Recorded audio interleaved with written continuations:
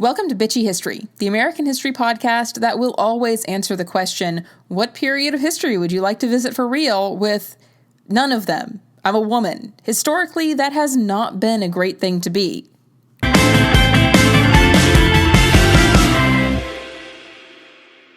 Welcome back to episode 8 of Bitchy History.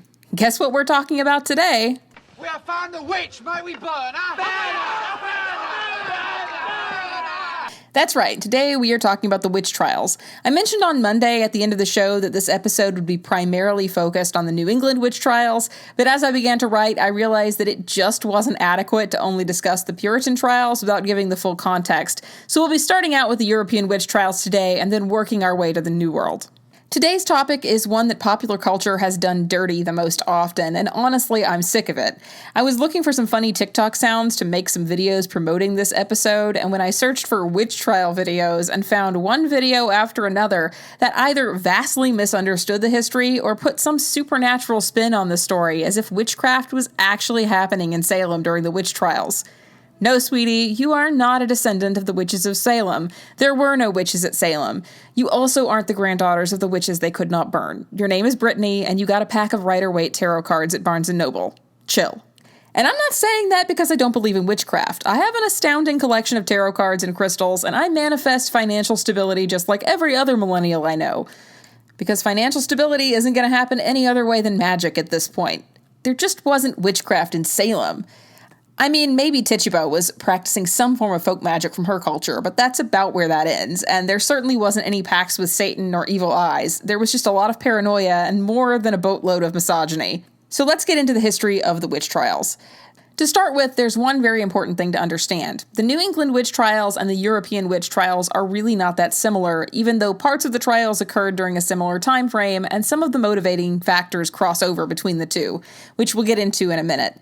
The European witch hunts start earlier, and the New England craze ended later. Also, far fewer people died in the New England trials overall than in Europe, partially because of the smaller population, but also because the accusations were more rare, and fewer of the accused were actually found guilty or sentenced to death. However, despite the differences, there are also more than a few similarities in which demographics were targeted most often in both locations, by which I mean women, of course.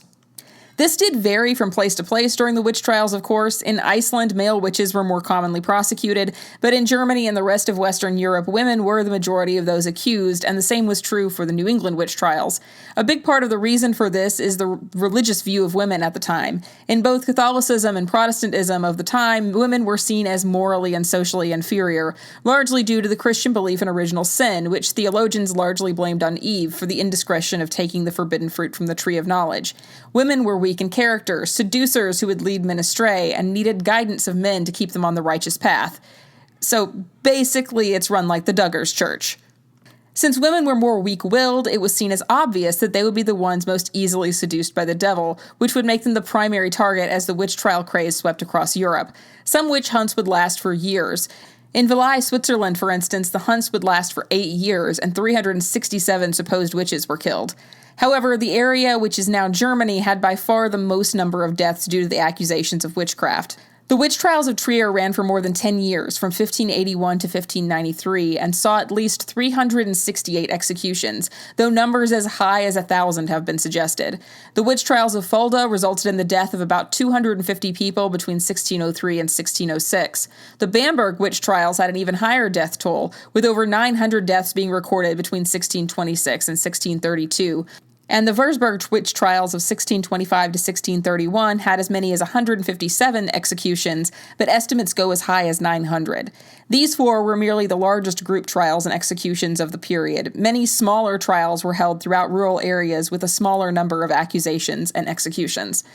The greatest number of executions for the crime of witchcraft occurred in the area which is now Germany during this period, with modern data estimating that 42% of witchcraft trials that ended in death took place in this area. The exact number of people executed during the European witch hunting craze is unknown, though estimates run to the tens of thousands. Modern wisdom has more or less come to the conclusion that accusations were usually linked to cases of bad weather. In the case of the trials in Bamberg, which began in 1626, these began soon after a bad frost destroyed the harvest for the entire region, leading locals to believe that witches had caused their destroyed crops. John Langens, the mayor of a town right outside Bamberg, wrote this in his journal in 1626. The 27th of May, the grapevines all over Franconia in both bishoprics of Bamberg and Würzburg were destroyed by frost, as well as the dear corn, which had faded already. Everywhere around Zeal, everything was destroyed by frost, which had never happened in people's memory. An intense pleading and begging started among the common rabble, asking why the authorities went on tolerating that the sorcerers and witches are damaging even the crops. Therefore, His Princely Highness was alerted to punish such evil, and therefore the witch persecution started this year. The widespread accusations of witchcraft during these centuries fit alongside the timeline of the Little Ice Age, which was a weather phenomenon that pelted villages with freak frosts, floods, hailstorms, and plagues of mice and caterpillars. Witch hunts tended to correspond with these ecological disasters and crop failures. People love to find a scapegoat for their problems, whether it's immigrants in the 21st century, Jews in the 20th, or witches in the 17th. The period of the European witch trials which saw the largest number of fatalities seems to have occurred between 1560 and 1670. This period saw more than 40,000 deaths. An estimated 75 to 85% of those accused in the early modern witch trials were women, and there is certainly evidence of this misogyny in the contemporary commentary of the time. Nicolas Remy was a French magistrate who claimed in his book to have overseen the execution of more than 800 witches and the torture or persecution of a similar number. He published his book Demonolatry in 1595, and it soon became one of the most recognized handbooks for witch hunters in parts of Europe. In it, he writes, "It is not unreasonable that this scum of humanity should be drawn chiefly from the feminine sex, and the devil uses them so because he knows that women love carnal pleasures, and he means to bind them to his allegiance by such agreeable provocations." So in Europe, the weather turned sour and the misogyny ran rampant. But what happened in the New World? Well, the Little Ice Age had similar impacts in the New England area as well. The starving time at Jamestown, which happened in the winter of 1607, was related to this, as was the ongoing droughts and crop failures of most of the early settlements in the colonies. The settlers had arrived during one of the most drastic droughts of the past 800 years, based on tree ring studies, which, in addition to explaining some of the tensions among settlers, also explains some of the conflicts which occurred between the English settlers and the natives: food scarcity. Bad weather, malaria, and many other problems plagued settlers constantly and undoubtedly played into the New England witch trial insanity as well. But it wasn't just the Little Ice Age at play. It was the entire culture of Puritan life. The Puritans effectively operated as a snitch culture, though I suppose they might more kindly phrase it as being their brother's keeper. Puritans feared excessive individualism and lack of social unity, and there was little privacy to be had in these settlements. In New England in the 1600s, community conflict or stress had a direct relationship to accusations of witchcraft. The covenant with God that the Puritans believed they had forged meant that God would make them an example, as John Winthrop put it in 1630. They would be a city upon a hill, but if that covenant was broken, the entire community would suffer from God's wrath. Which, of course, means that if anything went wrong in their society, it had to mean that someone was breaking that covenant, and that person needed to be stopped. In addition to this, Puritans viewed themselves as God's chosen people and believed that with that position came the constant threat of the devil attacking them, trying to corrupt them and pull them away from God, which is why a belief in witchcraft, where someone makes a covenant with the devil because of promises of power and wealth, was so easy for them to believe in.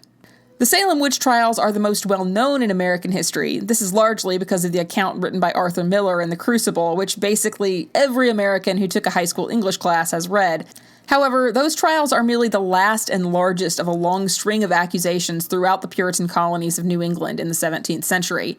In the mid-1600s, prior to the Salem trials, there were 93 cases of formal accusations of witchcraft, 50 in Massachusetts and 43 in Connecticut. A total of 16 people were put to death, while others were either acquitted or escaped before they could be executed. There were three typical outcomes to a witch trial in New England. The accused were acquitted and returned to normal life within the community, they fled to a different region, or were convicted and executed. Records show that most often people were acquitted of the charges against them. Although no one general profile fits all of the cases, women were the most often targeted, just as they had been in Europe. Often the targeted woman was known for her rebellious or disruptive behavior, or she had a reputation as a troublemaker because she went against the grain of the community by, for example, refusing to attend church. If a woman had been unpleasant or angry with someone and that person fell ill, the woman might be accused of cursing them. Same if someone's livestock died or their crops did poorly. Women who were midwives were often accused, especially if a baby died in childbirth or was born somehow malformed. Accusations of witchcraft also served to reinforce the social hierarchy. Women who spoke out against the church or disobeyed their husbands because they were dissatisfied with their lot in life were showing pride and disdain for the social order mandated by God, which automatically made them suspect. This is another feature of why, within the Puritan witch trials, women were the primary focus of accusations. Only about 20% of accused witches during this period were male, and most of them were considered guilty simply because of their association with suspected witches who were women. There was also a difference in how cases of accusation of witchcraft played out, depending upon the gender of the accused. In cases where a man or woman confessed to witchcraft, women were more commonly believed and executed, while men were often rebuked for lying and charged with a fine. Because of course a man couldn't actually be a witch, that's just crazy. We all know men are fine, upstanding citizens with zero flaws, and women are all one step away from being lustful harlots who copulate with the devil under the full moon. Or something like that anyway. In Carol F. Carlson's book, The Devil in the Shape of a Woman, she discusses at length how economic considerations also played a part in accusations of witchcraft in New England. Witches in England and Europe had tended to not be well off, but in New England, women from all sorts of economic backgrounds were accused. In particular, Carlson discusses the system of inheritance and how it played a part in the accusations of witchcraft. Inheritance disputes surfaced quite often in witchcraft cases during this period. Many of the women who were accused in New England also happened to be women who were inheriting, either due to widowhood or being the sole heir to their family. Coincidence? Possibly, but only if you think it was also a coincidence that Elizabeth Bathory, powerful and wealthy landowner, was accused of witchcraft and serial murder. It was not necessarily greed that motivated these accusations, however, but in many ways it was simply that these women threatened the ordered rules of society that Puritans saw as normal.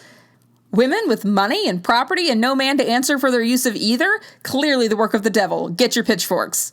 And of course, there were many other reasons why women would be targeted more than men in these accusations. The first is that women had less political and social power and had a harder time mounting a defense. Single women or widows were more commonly accused, and the older a woman got, the more likely an accusation was as well. However, married women weren't safe from suspicion either, nor were unmarried young women, especially by the time the witch hunting craze came to Salem in 1692. All 14 of the young single women accused in Salem fit one other particular demographic as well. They all happened to be the daughters or granddaughters of other accused witches. In any case, I could go on with more and more statistical information. Carlson's book provides a wealth of it, but I'll let you pick up her book yourself and give it a read if that sort of content is something that interests you. What's really very interesting about the New England witch trials is that an accusation was not necessarily a death sentence. Many who were accused, both male and female, were acquitted. However, repeat accusations were also somewhat common, especially for women, and some acquitted women chose to simply move towns or colonies altogether in order to avoid the suspicions of neighbors who might be watching them more closely now that they'd been accused of witchcraft once. So if the culture of the Puritans made paranoia and accusation the default, why is it that fewer accusations and convictions for witchcraft occurred? Well, the first thing to keep in mind is population size. The Holy Roman Empire, which covered most of what is now Germany today, and where the majority of the European witch trials occurred, had a population of something like 27 to 34 million in 1600, whereas the Puritan colonies in the New World had a much smaller population. By the mid-1640s, Massachusetts Bay Colony only had around 20,000 inhabitants. Just on a statistical basis, it makes sense for more people to equal more accusations.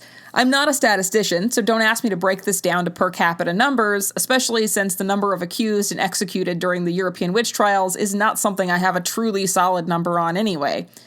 The reason for the lower number of executions, however, appears to have mostly had to do with the legal system of the era. The Puritans were extremely invested in law and order. In Nathaniel Hawthorne's The Scarlet Letter, he mentions that one of the first structures built in the settlement was a prison, and while the novel is fiction, it very well captures the Puritan society of the time. And while many of the punishments and interrogation methods used by the Puritans at this time would absolutely be considered inhumane tortures today, they still had a legal system that tried all accused witches.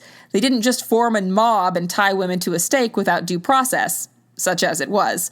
Witchcraft was one of the 12 crimes that could result in capital punishment, but you had to prove guilt before anyone was taken to the gallows. This was likely due to the English legal system, which held sway even though the Puritan colonists might not have loved that fact. And compared to the European witch trials, the system of law for proving a witch was a witch was, well, it wasn't exactly as civilized as a Boston Legal episode, but they had standards, all right? Maybe not standards that we'd find reasonable today, but standards nonetheless. The primary English law about witchcraft was originally an act against conjuration, witchcraft, and dealing with evil and wicked spirits, sometimes also called the Witchcraft Act of 1604. This had made witchcraft a felony. A witch convicted of a minor offense could receive a year in prison, but any witch accused and found guilty a second time would be sentenced to death. In 1641, the legislative body of the Massachusetts Bay Colony drafted the Body of Liberties, a collection of civil and criminal laws and rights which governed their colony. In this text, they reference the Bible in their law on witchcraft. If any man or woman be a witch, that is, hath or consulteth with familiar spirit, they shall be put to death. Exodus 22, 118, Deuteronomy 13, 6, and 10, Deuteronomy 17, 2 and 6. Despite this, few people were ever actually executed for witchcraft, at least in comparison to the numbers accused in New England. In some cases, the juries were simply reluctant to convict on a charge of witchcraft and instead chose to convict the accused of lighter crimes that carried a less harsh sentence. But in many cases, the burden of proof required by English legal tradition was just too high. Here I quote from the Massachusetts Legal blog. The rules of evidence were vague. Legal experts insisted on a clear and convincing proof of a crime. The best proof was a confession and the testimony of at least two trustworthy people that the accused had acted with magical powers given by the devil. Even confessions were considered doubtful without other evidence. So-called spectral evidence, in which a victim testifies to experiencing attack by a witch in spirit form invisible to everyone else, was not accepted as evidence. The reason for how out of control the Salem witch trials got was simply because of a legal loophole of sorts. The Salem witchcraft trials of 1692 happened at the worst possible time. The charter of the colony had been temporarily suspended from 1684 to 1691 due to some political and religious friction between the colony and England. That happened a lot back then. The new charter arrived from England in May of 1692 along with the new governor, but as yet the general court had not had time to create any laws. Nevertheless, the new governor created a special court to deal with the witch cases. The commission that created this court said that the judges were to act according to the law and custom of England and of this their majesty's province, but this ignored some of the major differences between the laws of England and the old laws of England. In the absence of specific guidance and specific laws, and acting along with the general paranoia of the community, the judges famously began accepting spectral evidence and other untrustworthy kinds of evidence as proof of guilt. Moreover, the magistrates let it be known that an accused witch could avoid execution by confessing, repenting, and putting the blame on someone else, and this causes all of these accusations to multiply. And yet, even with the higher than average number of executions for a New England witch trial, the numbers could have been far worse in Salem than they were. Depending on the source, anywhere from 150 to 200 people were accused during this one hysterical event, but only 19 were executed directly for the crime of witchcraft, while one was tortured to death by pressing, while a few others did die in prison. Compared to European numbers, this wasn't just minor leagues, it was little league. Of course, that's not to say that the entire concept isn't a horrifying loss of life and commentary on the misogyny, greed, and paranoia of the entire era, but it could have been worse. So on the whole, I guess we can award 1 point to English law on this. And English law had kept the number of executions down considerably during the English witch trials as well, with only about 500 people being estimated to have been executed for witchcraft. Compare that to the European numbers. At least the English legal system tried, unlike the one at the Bamberg witch trials, where a ban was issued that prohibited even criticism of the trials, with the punishment being whipping and banishment. To close out this episode, I'd like to take some time to clear up a couple of misconceptions that are extremely common these days about how witch trials were conducted. For one, the idea of witches being burned at the stake. Well, this was a practice that was used in Europe. It was not a practice that England or New England practiced. There were a few occasions in which accused witches were burned at the stake in England, but in those cases they were usually burned for separate crimes. For instance, in the cases of Mary Lakeland and Mary Oliver, they were accused of using witchcraft to kill their husbands.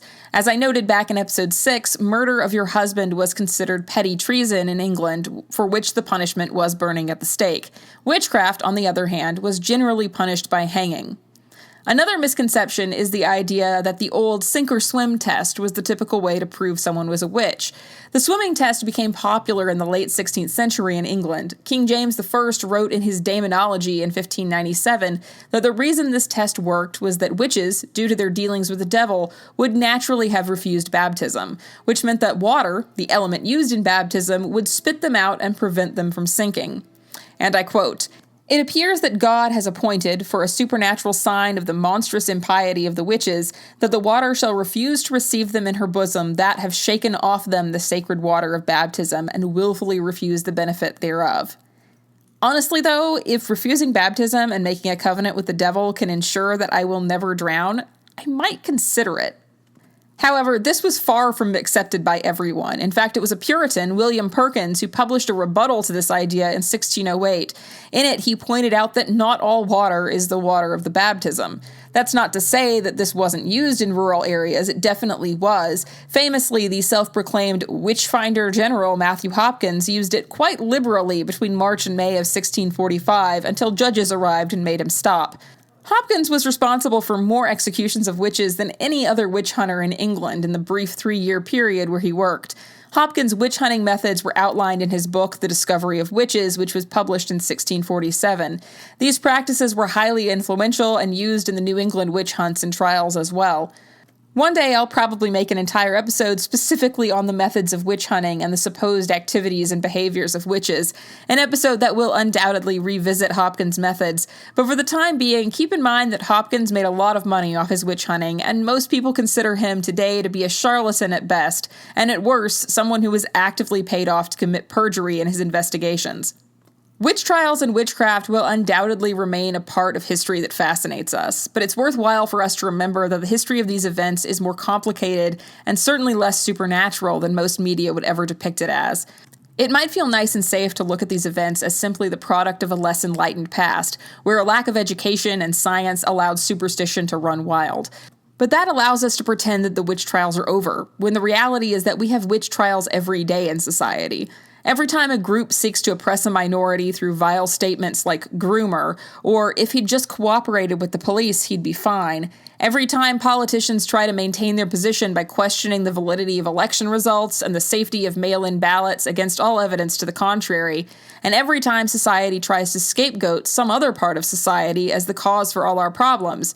Well, that's the same motivation for the witch trials, trying to squirm its way back into society. Let's maybe try to be better than that.